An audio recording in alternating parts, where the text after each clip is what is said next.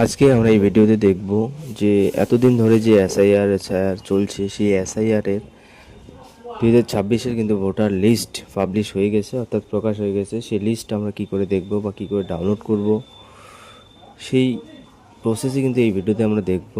তো এর জন্য তোমরা চাইলে সেটা কম্পিউটার, ল্যাপটপ, মোবাইল থেকেও নিজেদের ভোটার লিস্ট চেক করতে পারবে।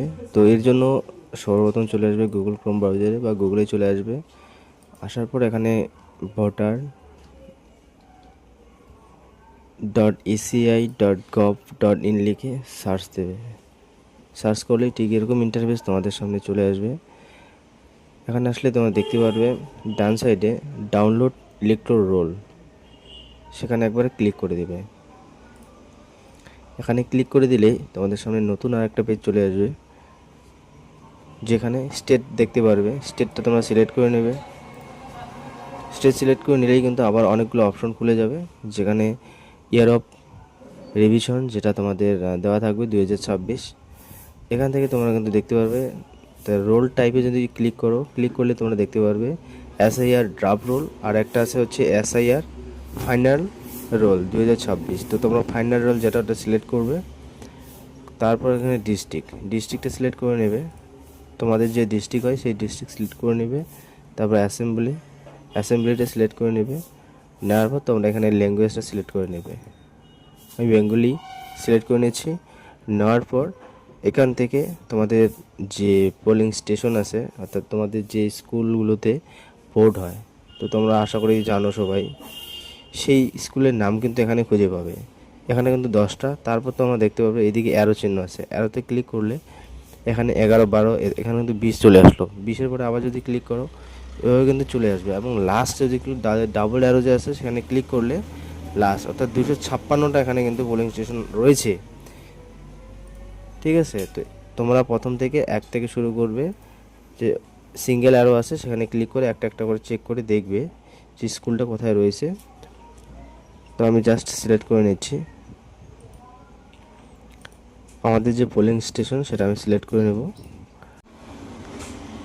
তো এখানে একটা বিষয় আছে, যে বিষয়টা হলো হচ্ছে আমি জানি পোলিং স্টেশন, আমাদের পার্ট নাম্বার সব কিছু আমি জানি, তাই আমি নামটা খুঁজে সিলেক্ট করলাম।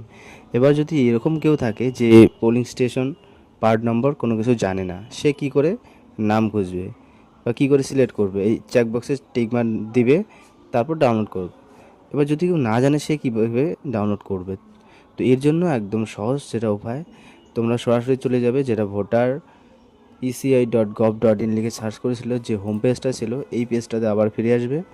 আসার পর এখানে তোমরা দেখতে পারবে search your name in voter list, search your name voter list, know your polling details, know your MP MLA, এই যে অপশনটা আছে, এই অপশনে তোমাদের একটা ক্লিক করে দেবে। ক্লিক করে দিলে আরেকটা পেজ খুলে যাবে।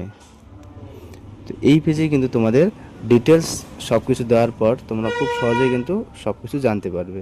তো এখানে আসার পর তোমাদের সার্চ বাই নাম, এখানে 3টা অপশন দেওয়া আছে। নো ইউর পোলিং অফিসিয়াল এটা দেওয়া আছে, নো ইউর এমপি এমএলএ। তো তোমরা যেটা করবে সেটা হচ্ছে সার্চ ইউর নাম একদম খুব সহজ।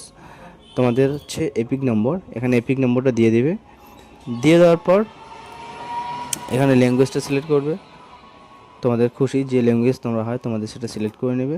নেওয়ার পরে এখান থেকে স্টেটটা সিলেক্ট করবে। তো আমি স্টেটটা সিলেক্ট করে নিলাম। নেওয়ার পর এখানে যে ক্যাপচারটা আছে সেটা এখানে বসিয়ে দেব।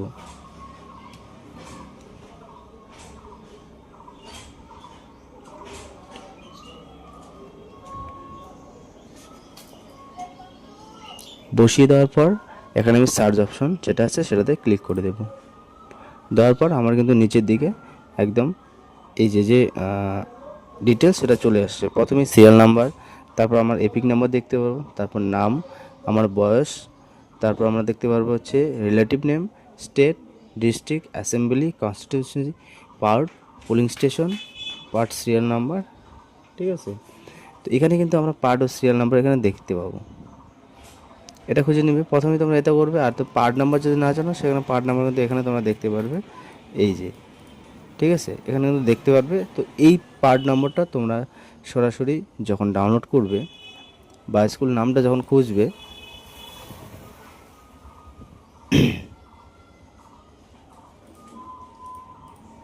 এই জায়গায় আসার পর যখন স্কুল নামটা খুঁজবে, ওইখানে যে নামটা দেখলে অর্থাৎ পার্ট নামটা যে দেখলে সেটা এখান থেকে খুঁজে তোমরা সিলেক্ট করবে। আমি সিলেক্ট করে নিলাম, নেওয়ার পর জাস্ট ক্যাপচারটা এখানে ফিল করে ডাউনলোড অপশন একটা ক্লিক করে দেবো।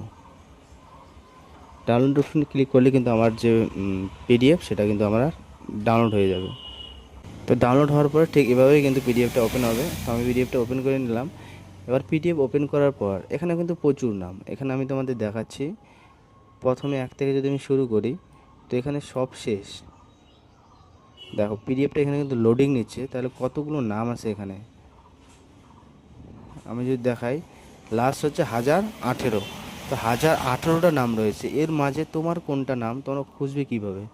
এটা তো সম্ভব না, অনেক সময় লাগবে। যদি একটা নাম ধরে ধরে ধরে খুঁজো তাহলে অনেক সময় লেগে যাবে। এর জন্য তোমরা যেটা করতে পারো, আগে যে ডিটেলসটা তোমরা বার করলে সেখানে কিন্তু তোমাদের সিরিয়াল নাম্বার দেওয়া আছে।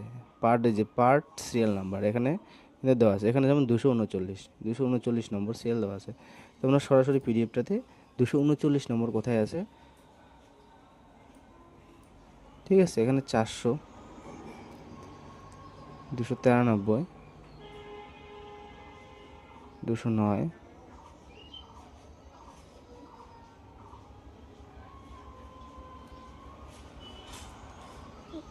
যে 239, এই যে এখানে কিন্তু 239 নম্বর তোমরা দেখতে পারো। খুব সহজেই কিন্তু এভাবে কিন্তু খুঁজতে পারবে, ঠিক আছে। তো এরপর আর একটা যে জিনিস তোমাদেরকে খেয়াল করতে হবে, এখানে কিন্তু আমাদের পরিষ্কার এখানে কোনো কিছু কিন্তু নাম আমাদের এখানে নেই, ঠিক আছে।